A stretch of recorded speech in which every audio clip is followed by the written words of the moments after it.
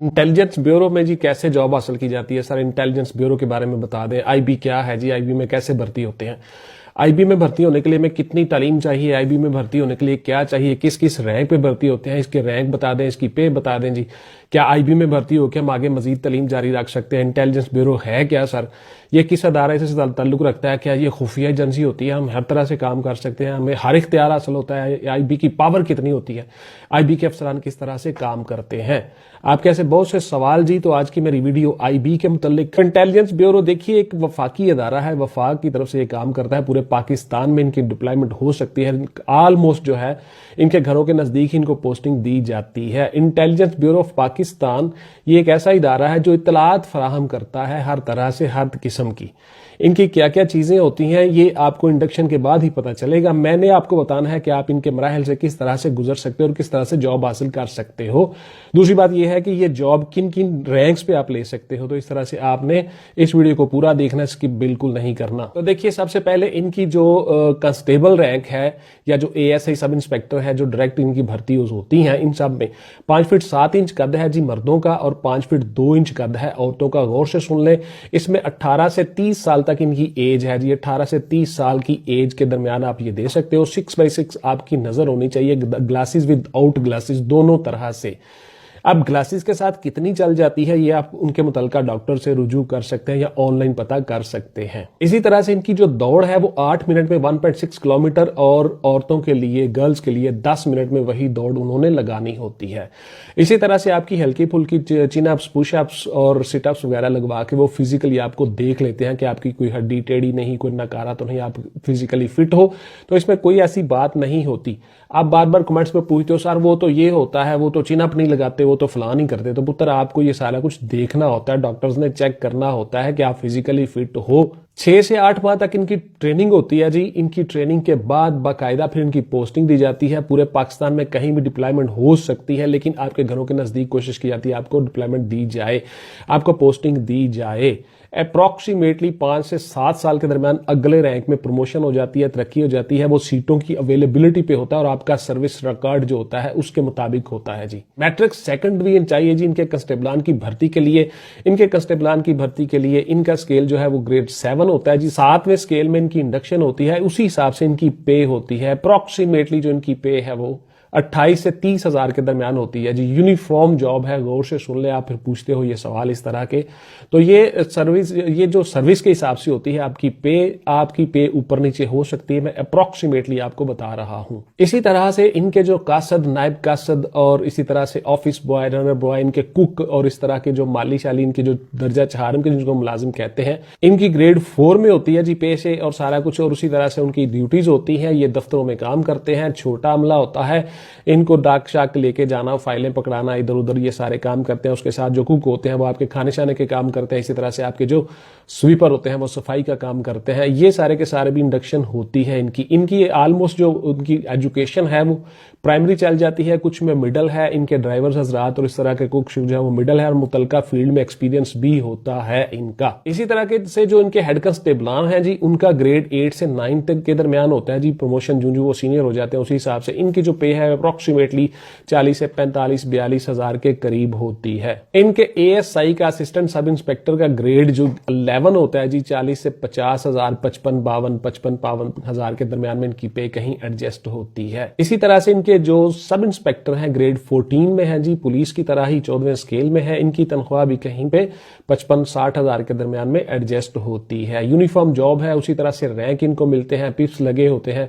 इसी तरह से फिर इनके जो इंस्पेक्टर्स हैं वो ग्रेड 16 में है जी, पुलिस की तरह ही। इनकी पे भी है जो तकरीबन वो 70 से 80 हजार के दरमियान कहीं पे एडजस्ट होती है। ये सारी की सारी ऊपर नीचे पेज हो सकती है, ये मैं अप्रोक्सीमेटली आपको बता रहा हूं। ये किन किन मराहल से गुजरते हैं तो गौर से सुन ले जी। इनका सबसे पहले आपकी रजिस्ट्रेशन होती है जी, आपके डॉक्यूमेंट्स जमा होते हैं जब इनकी वैकेंसीज आती हैं। उसके बाद फिर आपकी होती है जी फिजिकल दौड़, फिजिकल मेजरमेंट और फिजिकल दौड़।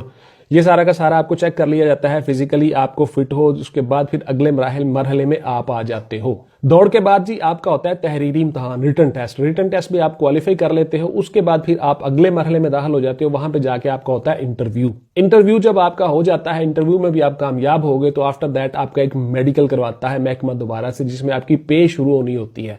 गौर से सुन ले, एमएस आप वो करते हैं ड्राइवर्स हजरात और इस तरह के कुक जो है वो मिडल है और मुतलका फील्ड में एक्सपीरियंस भी होता है इनका। इसी तरह के से जो इनके हेड कांस्टेबलान हैं जी, उनका ग्रेड 8 से 9 तक के दरमियान होता है जी। प्रमोशन जो वो सीनियर हो जाते हैं उसी हिसाब से इनकी जो पे है अप्रोक्सीमेटली 40 से 45-42 हजार के करीब होती है। इनके एएसआई का असिस्टेंट सब इंस्पेक्टर का ग्रेड जो 11 होता है जी, 40 से 50 हजार, 55-52 हजार के दरमियान में इनकी पे कहीं एडजस्ट होती है। इसी तरह से इनके जो सब इंस्पेक्टर हैं ग्रेड 14 में है जी, पुलिस की तरह ही 14वें स्केल में है। इनकी तनख्वाह भी कहीं पे 55-60 हजार के दरमियान में एडजस्ट होती है। यूनिफॉर्म जॉब है, उसी तरह से रैंक इनको मिलते हैं, पिप्स लगे होते हैं।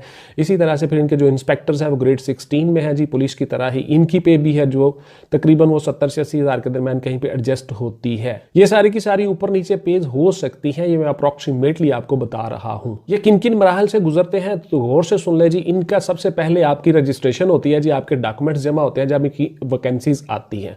उसके बाद फिर आपकी होती है जी फिजिकल दौड़, फिजिकल मेजरमेंट और फिजिकल दौड़।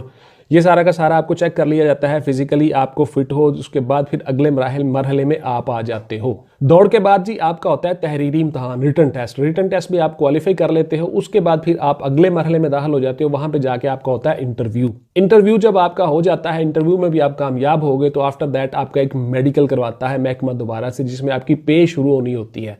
गौर से सुन ले, एमएस आप वो करते हैं मेडिकल आपका, और उस मेडिकल में आपको बाकायदा डिपार्टमेंट के बंदे साथ जाते हैं और वो जाके आपका मेडिकल करवाते हैं। उसके बाद आपकी पे शुरू होती है जिस दिन से आपका मेडिकल हो जाता है।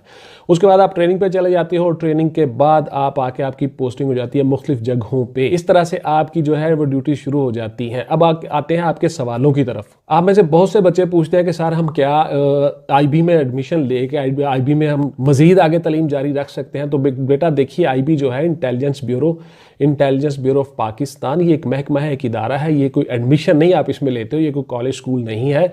आपकी जॉब शुरू हो जाती है और उस जॉब में आप रह के, सरकारी जॉब है, उसमें आप आगे मजीद तालीम प्राइवेट तौर पे अपने तौर पे पढ़ सकते हो, कर सकते हो, लेकिन आप रेगुलर क्लासेस यूनिवर्सिटीज में जाके नहीं ले सकते। इसी तरह से आपका सवाल होता है कि क्या सर हम कोई और बिजनेस साथ में कर सकते हैं, कोई कारोबार कर सकते हैं छोटा मोटा, अपनी पे, अपने अखराजात ज़्यादा करने के लिए, अपनी इनकम, अपना रेवेन्यू जनरेट करने के लिए? तो बिल्कुल नहीं जी। आप सरकारी तौर पे बंदे होते हो, सरकारी बंदे होते हो, आपको अलाउ नहीं होता कि आप कोई ज़ाती बिजनेस करो या कोई साइड बिजनेस करो या कोई इस तरह की चीज़ करो जिससे आपको अर्निंग हो सके। आपने डिपार्टमेंट के काम करने होते हैं।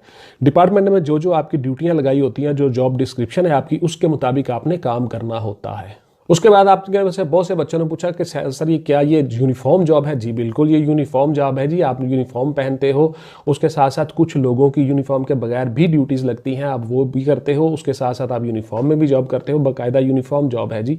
आपकी ट्रेनिंग होती है, आपको वेपन हैंडलिंग सिखाई जाती है, आपको हर तरह के हालात से निपटना सिखाया जाता है। इन्वेस्टिगेशन एजेंसी है जी, पुलिस की तरह ही ये भी एक एजेंसी है जो मुख्तलिफ इन्वेस्टिगेशन करती है मुख्तलिफ क्रिमिनल्स के खिलाफ। फिर आप में से बहुत से बच्चों ने पूछा कि क्या सर हम सीएसएस कर सकते हैं, पीसीएस कर सकते हैं, आगे जा सकते हैं? जी बिल्कुल, आप सीएसएस कर सकते हो, पीसीएस कर सकते हो, पीएमएस कर सकते हो, आप आगे जा सकते हो। और इसी तरह से आपको महकमा एनओसी देता है, डिपार्टमेंटल परमिशन सर्टिफिकेट, आप लेके आप कोई भी एग्जाम, कोई भी इम्तहान दे सकते हो। इंटेलिजेंस ब्यूरो में बड़ी अच्छी जॉब है जी, बड़ी अच्छी नौकरी है, इज्जत वाली, ऑनर वाली नौकरी है। इसमें आप आसानी के साथ अपना फ्यूचर प्लान कर सकते हो, आगे जा सकते हो, बढ़ सकते हो, तालीम हासिल कर सकते हो, और इसके साथ साथ आप सीएसएस, पीसीएस, पीएमएस भी कर सकते हो। तो ये पंजाब पब्लिक सर्विस कमीशन के जरिए से इनके एडी भी डायरेक्ट भर्ती होते हैं जी। असिस्टेंट डायरेक्टर्स वो भी डायरेक्ट भर्ती होते हैं ग्रेड 17 में। उनके लिए मैं अलग से भी वीडियो बना दूंगा, वो आप देख लीजिएगा। तो वो भी इंडक्शन होती है, उनकी भी अप्रॉक्सीमेटली जो पे है वो 1,10,000 के करीब कहीं पे जाके एडजस्ट होती है ग्रेड 17 में। तो असिस्टेंट डायरेक्टर भी इनके भर्ती होते हैं जी। उसके बाद इनके होते हैं डिप्टी डायरेक्टर्स, ग्रेड 18 में चले जाते हैं। उसके बाद एडिशनल डायरेक्टर्स, और उसके बाद फिर आपके बहुत सारे डायरेक्टर्स, और उसके बाद फिर डायरेक्टर जनरल। इस तरह से इनकी हायरार्की होती है। इस पर भी मैं एक अलग से वीडियो बना दूंगा, वो आप देख लीजिएगा। तो ये थे जी आपके सवालात और क्वेरीज, जिस तरह से आप मुझसे सवाल करते हो उनके मुताबिक इंटेलिजेंस ब्यूरो ऑफ पाकिस्तान की वीडियो जी। इसके ऊपर मेरी और भी वीडियो आएंगी आईबी के मुतल्लक, वो आप गौर से देख लीजिएगा, और आपके तमाम सवालों के जवाब देने की मैं कोशिश की मैंने। तो इंशाअल्लाह ताला मिलते हैं जी किसी अगली वीडियो में, नए मौजू, नए टॉपिक और नए तारुफ के साथ अपना और अपने प्यारों का ढेर सारा ख्याल रखिएगा। आजकल के हालात के मुताबिक आपको पता ही है किस तरह से हालात जा रहे हैं। आपने अपनी सेहत का ख्याल रखना है, अपनी इम्यूनिटी को बूस्ट रखना है और ज़्यादा से ज़्यादा अच्छी डाइट का इस्तेमाल करना है। मिलते हैं जी इंशाल्लाह। पाकिस्तान जिंदाबाद।